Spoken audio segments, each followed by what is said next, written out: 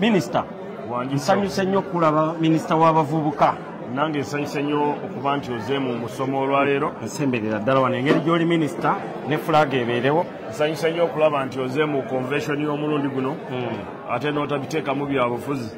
Kuba ensi yonna ekumanyi oli wa Kyagulanyi. Ndi wa Kyagulanyi. Ensi yonna ekimanyi oli wa Bobi Wine. Ensi yonna ekimanyi oli wa Nuupu. Naye ogambye bino minisita wa ggwanga bagende ku mukolo minisita kwali mbeko ne byemubuuza ate enkola entuufu gy'olina okukola. Era minisita kantandikire mu bibuuzo naye nga nsanyuse nnyo kankubuuza omulundi ogwokubiri. Nsanyuse nnyo okubeera ng'ozze n'otukyalirako wano mu Amsterdam. Nze ndi muwagizi wa NUP ate ndi wa People Power. Si musango. Yes. Naye kati minisita abavubuka tulina ebizibu. Bimbulire. Ebizibu byetusooka okuba nabyo be bano ba political prisoners baluddeyo nnyo mu kkomera. Wenafuna obwa minisita nabagamba nti ngenda kusaba pulezidenti abavubuka ababate. Era nagenda n'omu ku bakulembeze ba NUP kansala yali aze nga yeemulugunya nti alina muganda we yasibwa kuba abo abaasibwa nemutwala wa pulezidenti fo kyokutwala famire yange wa pulezidenti mu kulayira natwala wa NUP. Pulezidenti mu ddoboozi lye n'akatambirwe kali yagamba ekyo mukindekere mu mpe lisiti. Nengenda mu palamenti n'ensaba lisiti omukulu ennyo right honorable Joel Ssenyonyi n'agimpa nengimuwa. Joel n'abadde ku mukolo gw'abavubuka ogw'ensi yonna gw'abadde Soroti. Nazemu nenzijukiza taata waffe pulezidenti nemugamba Jo wansuubiza nti ogenda kukola ki bana bano okubayambako bateebwe. So n'agamba kwata mpola bugubugu si ki bugubugu si muliro. So omulamwa kwekyo mukiriko kubanga abo abavubuka ng'ogyeko nti ba NUP bannayuganda ate balina musango gwe baakola. No ekyo siri mulamuzi. So lagamba nti balina musango oba tebalina bagende mu kooti bagambe kooti ebate naye baba nga tebasobola kusaba kooti kubata kitegeeza balina ki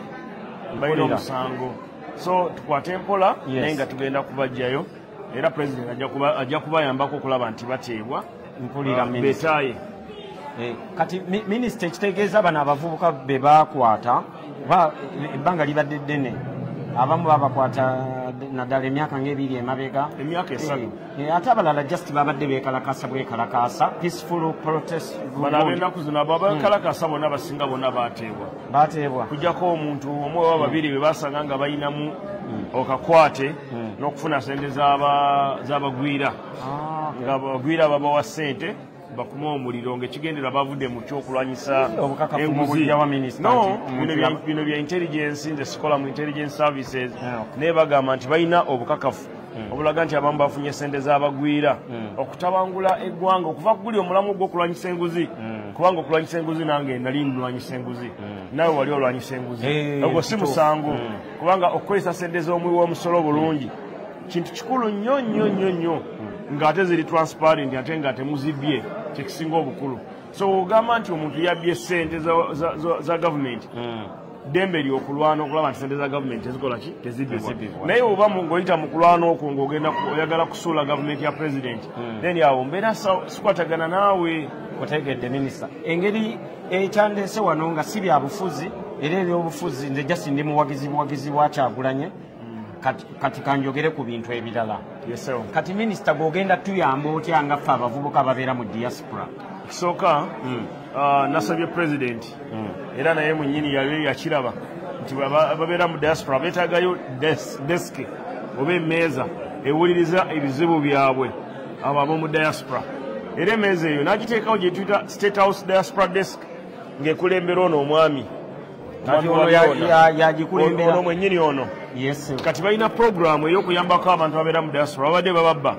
nga babba amataka gaabwe oli aweereza ssente ne bamubbako n'akwana n'omukazi mu wiiki emu n'ajja n'akola embaga e Kampala n'atandika omuweereza ssente nti aweereza mukyala we naye nga gwakwana gwalowooza nti mukyala we nga muka musajja wa bodaboda abasinga era mwakwana nga bakazi ba bodaboda abasinga nga mukwana ba taxi. So kati pulezidenti gwe nga tolimu naye abasinga banno bonna babadde bakazi ba bodaboda. So abo bakazi nga bwomuleka e Kampala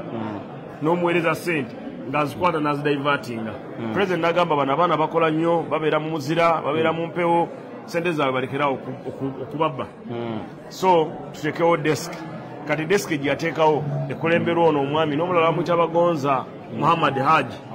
Njagala bakubuulire mu ddoboozi lye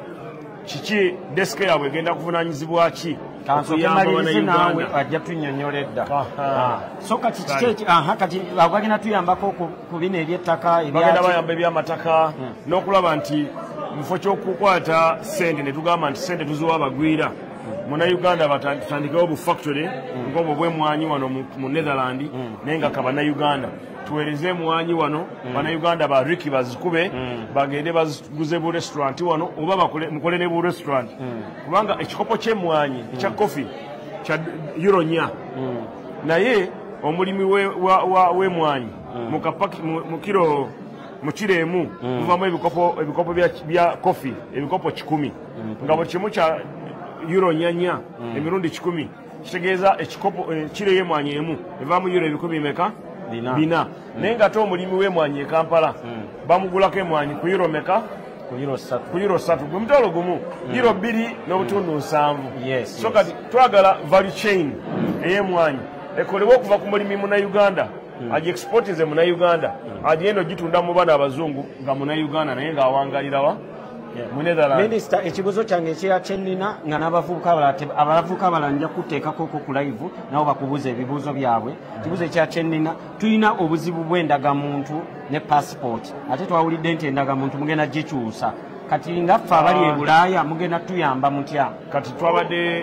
twabadde mu Norway wiki nga mwezi nga gumwe mabega ku mupiira baŋŋamba ne tuleeta kit kati government ekyusiza software ne hardware egenda okukola ID egenda ku rolling out naye kati bagamba ID gy'olina oba ogenza okukola renewal tugenda kukola renewal ku embase zaffe zonna mu nsi yonna so namwe ababeera mu Europe ID ezisinga expiringa mu myaka 10 naye yange egenda ku expiringa guno omwaka naye government yakkiriza nti tusigale nga tuzikozesa paka lwe banaleeta ID ki empya bwe baleeta ID empya tebetaaga kudda Kampala bagenda kuweereza ku maka ka ID either Norway oba Brussels ab'Ebungereza mubeere Bungereza ab'Amerika musigalemu wamwe mu Washington ne mu New York abe Canada musigale Ottawa ne Toronto so ID zigenda kujja ku miryango gyammwe yesoto teweraliikira ku kya ID ngenda kubalwanira ate ne president kyayagala mufunemu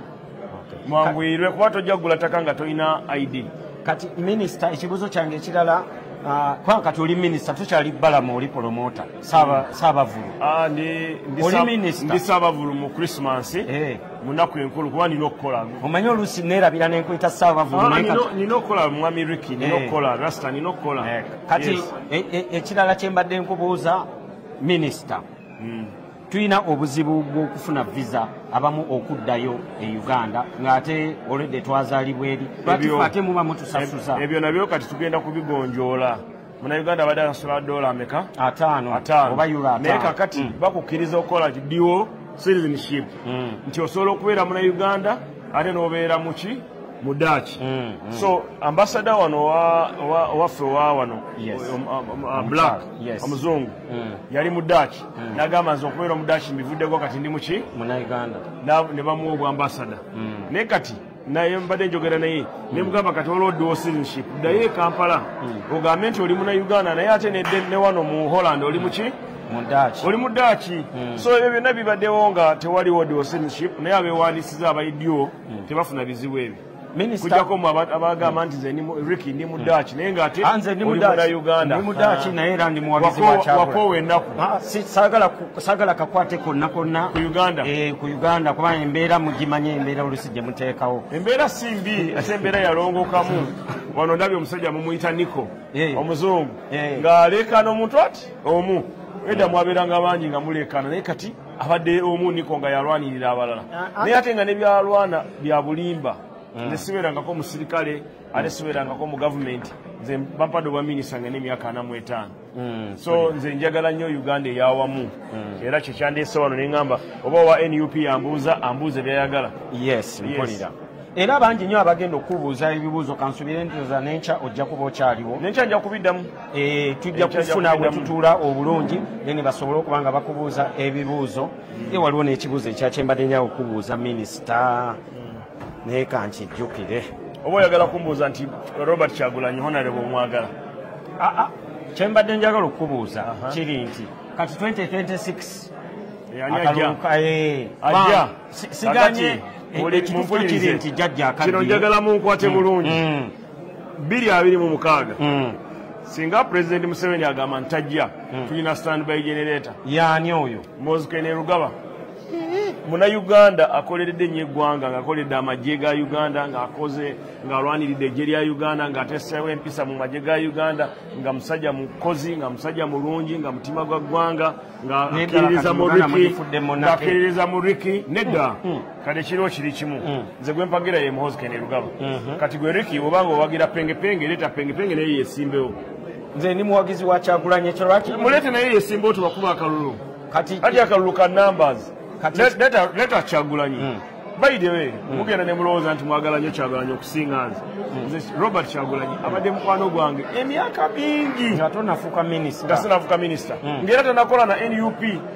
nze nga mwagala ng'era mugamba muganda wange nze era sikiwa nti yali anvumyeko nti kibalamu agamba oyo minisita wa Museveni oyo balamu I'm his brother, he's my brother. But I choose what I want. Yes. Naye wadde okuchuzinga kyakola ki kyayagala agenda anoonya akalulu nange noonyeze muhoozi oba Museveni akalulu awangula yabakola ki tusigaze oluganda kubanga eno nja kubanga ndya wemma nga ndi mu buyinza nga naye alya wabanga yagenze mu buyinza obubwe mu 2060 naye anaba takaddiye ekitegeeza mugenda kuleeta standby generator singa omuzeeyi agamba nti nze mbimaze naye ate mulaba ennaku zino amaanyi ndaba ayongeddemu ennaku zino ndaba enkuŋŋaana akubaza amaanyi ayinza okuba agamba nti nkomawo tanakyogera naye wagamba nti akomawo tujja kubeera mabegawe naye wagamba nti awuumudde tulina standby generator abantu balinga baŋŋamba bw'osinkananga balamu mutubulizeeyo kino ekibuuzo ddala kituufu balamu esatu wagyamalanga misana n'ojooza ekiro newe nzigidde wano mbadde njirina gye nayambadde actually njozeza kuba enkuba enkuye wali nga nva ku Amsterdam Balma mbadde nva mu Amsterdam Balma Mall kati enkuba nenkuba awo munda awo wakati wa Hampton enkoze bubi then ambassador nangamba no you are representing the president be smart nengamba what is smart kati owulira okwambala amasuuti do you feel comfortable mpulira bubi nnyo nnyo nnyo naye sirina kyakola bakiyita etiquette nti nina okubeera nga minisita neeyanziza nnyo balamu olw'obudde bwo minisita ngenda kukuŋŋanya ebibuuzo nziremu ntuule bulungi n'ebirala nja kusoma mu komenti bonna babireete nze nja kubaddamu naye njagala kubasiima nnyo mwe n'aba NUP n'aba NRM n'aba FDC n'aba DP ababadde ku eno live show ffe nze ni minisita wa Uganda nkolera bannayuganda bonna ekizibu ekikwatako wa nuupu nja kudduukirira nja kuyamba ekikwata kwa FDC nja kumuyamba tebanonda kukolera ba NRM naye banonda kusavinga ki ggwanga njala okubeebaza abanuupu mwenna abawangalira mu Netherland